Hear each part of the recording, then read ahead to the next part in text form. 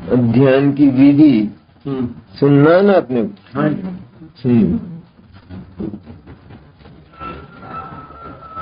ये 85 गाय की गाथा 146 आचार्य पद्मल की टीका है। ध्यान निर्जरा का मुख्य हेतु है। निर्जरा का मन अशुद्धि की हानि और शुद्धि की वृद्धि, और उधर जो कर्म हैं जिनके जत्थे के जत्थे आत्मा के साथ पड़े हैं उनका खिरना, आत्मा से पृथक होना, उसका नाम निर्जरा। ध्यान की विधि शुद्ध स्वरूप में अविचलित परिणति वह वास्तव में ध्यान है। शुद्ध आत्मा में अविचलित एकदम अकंप निष्कंप परिणति, उसका नाम ध्यान है। वो वास्तव में ध्यान, वास्तव में असली ध्यान तो वो है कि जो आनंद को जन्म देता है। वह ध्यान प्रकट करने की विधि कही जाती है। जब वास्तव में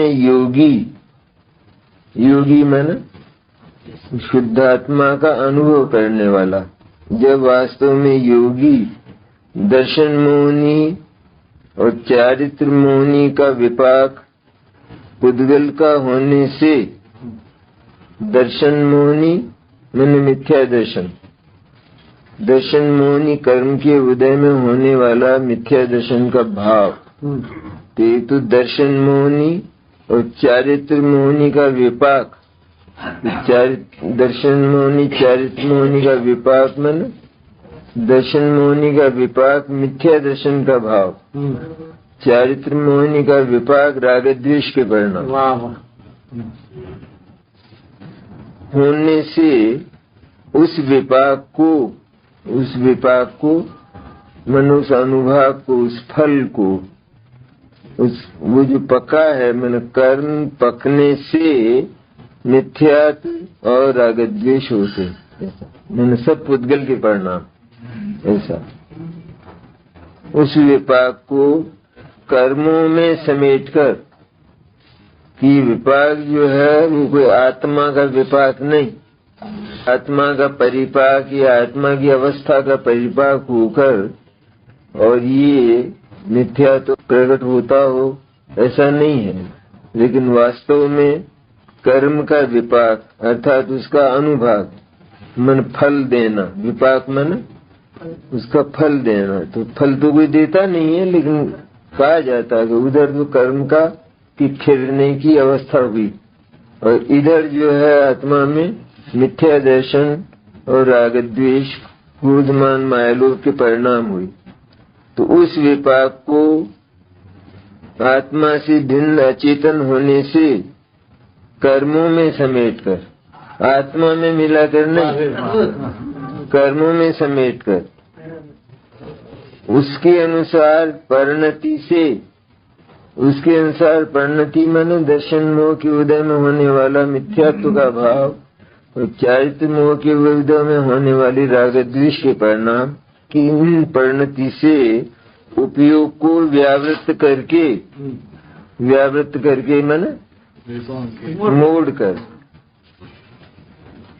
व्यावृत्त करके मोही रागी द्वेषी न होते हुए, मोही मैंने मिथ्या दृष्टि और रागी द्वेषी न होते हुए उस उपयोग को आत्मा में ही निष्कंप रूप लीन करता है।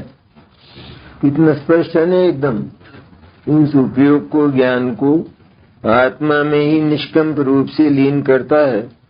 तब उस योगी को कि जो अपने निष्क्रिय चैतन्य स्वरूप में विश्रांत है, क्या कर रहा है?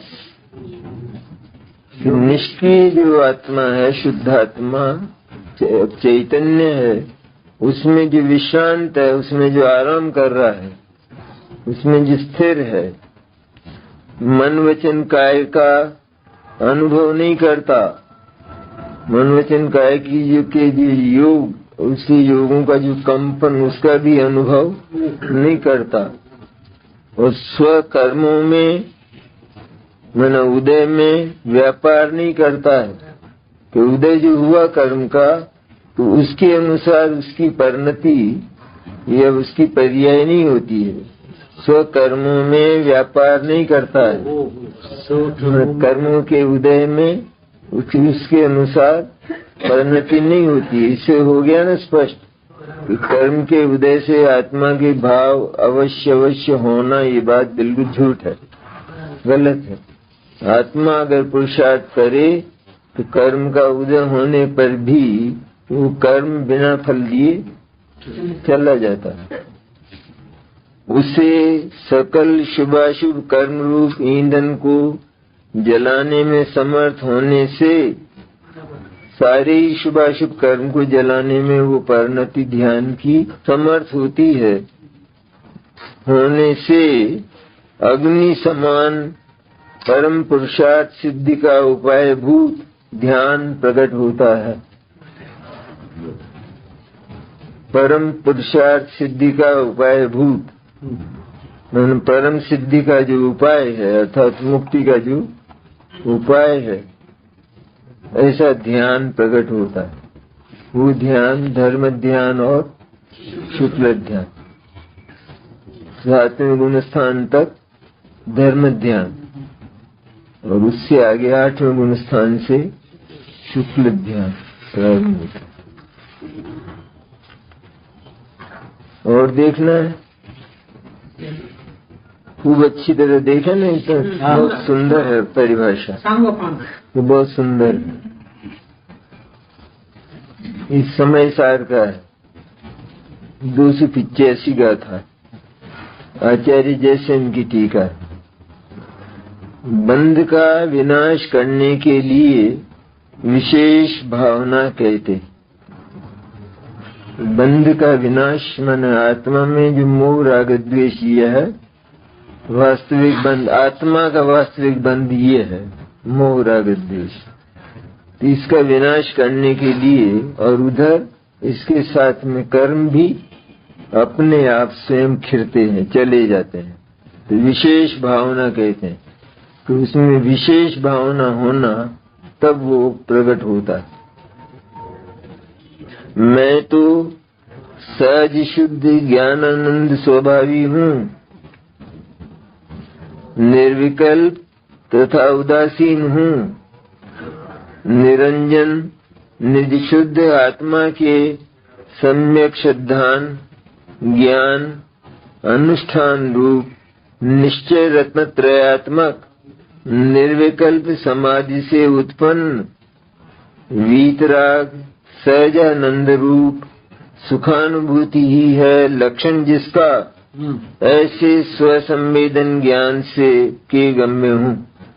कैसा स्वसंवेदन ज्ञान? आत्मा की अनुभूति के विशेषण देखे, दोबारा देखे।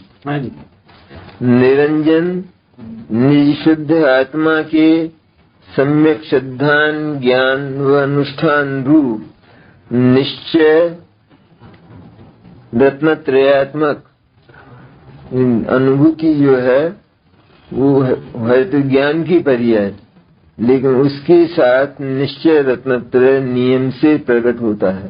सम्यक दर्शन, सम्यक ज्ञान और सम्यक चारित्र। वे कहते हैं ना चारित्र नहीं होता बिल्कुल, वो है कर्णान योग की बात। वो कर्णान योग का कथन है। अध्यात्म का कथन है कि निश्चय रत्नत्रयात्मक होता है स्वसंवेदन। तो निर्विकल्प समाधि से, निर्विकल्प समाधि मैंने जिसमें विकल्प नहीं है, ऐसा संवस्थित जो शुद्धात्मा है उसमें लीन होकर, उसमें निर्विकल्प समाधि से उत्पन्न वीतराग सहजानंद रूप सुखानुभूति ही है लक्षण जिसका। क्या लक्षण है उसका? ध्यान का। ये वीतराग सहजानंद रूप सहज आनंद की जो प्रगटता है और सुख का जो अनुभव है वही है जिसका लक्षण ध्यान में होता है। ध्यान में कोई कष्ट नहीं पाता। ध्यान को कष्ट कहते हैं ना अपन भाई, तप जो है उसमें बहुत कष्ट सहन करना पड़ता है। वो बात जैन दर्शन की नहीं है। जैन दर्शन में तो तप से आनंद होता है, क्योंकि इधर तो आत्मा की जो भाव कर्म है उनका क्षय होता है, और उधर जो द्रव्य कर्म है उनका भी क्षय होता है। इसलिए वीतराग सहजानंद रूप सुखानुभूति ही है लक्षण, जिसका ये लक्षण हुआ उसका। अगर ये ना हो तो समझना चाहिए कि आत्मानुभूति नहीं हुई, सहज सुखानुभूति नहीं हुई। सहज मैंने ऐसा नहीं कि वो आनंद की ओर उपयोग लगा है और आनंद प्रकट होगा, प्रकट होना चाहिए, इस तरह से उस आग्रह में लगा है, ऐसा नहीं। लेकिन शुद्ध ध्रुव का ध्यान कर रहा है तो इधर सहज ही वो आनंद प्रकट हो रहा है, और इसके अनुभव में भी आ रहा है। अनुभव में मैंने ज्ञान में जानने में आ रहा है, गे बनकर।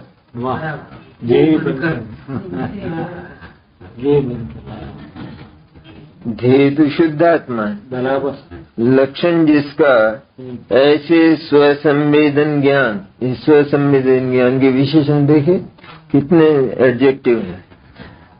भरितावस्थावत परिपूर्ण हूँ, जैसे कलश हो न, वो पूरा भर दिया गया जल से, पूरा, अभी एक बूंद का भी उसमें अवकाश नहीं, इसका नाम भरितावस्था। इस तरह भरितावस्था मैंने, मेरे में कोई कमी नहीं है, मैं सब प्रकार से संपूर्ण हूँ। भरितावस्थावत पूर्ण हूँ। राग द्वेष मोह क्रोधमान माया लोभ से तथा पंचेंद्रियों के विषयों से, मन वचन काय के व्यापार से, भाव कर्म द्रव्य कर्म नो कर्म से रहित हूँ। ख्याति इत्यादि ये आगे मन और है उसमें, पर ये मुख्य है। अब तो प्रश्न नहीं ना ध्यान का कोई।